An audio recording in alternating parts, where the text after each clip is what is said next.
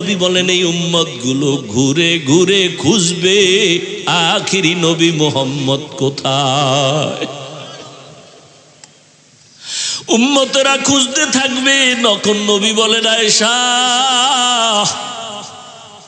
আমারে খুঁজে খুঁজে কোথাও পাবে না। ও নবী আপনি তখন থাকবেন কই? নবী বলেন আমি তখন থাকবো মাকামে মাহমুদ আমার মাওলার সামনে সেজদায় পড়ে আমি কান্না করব।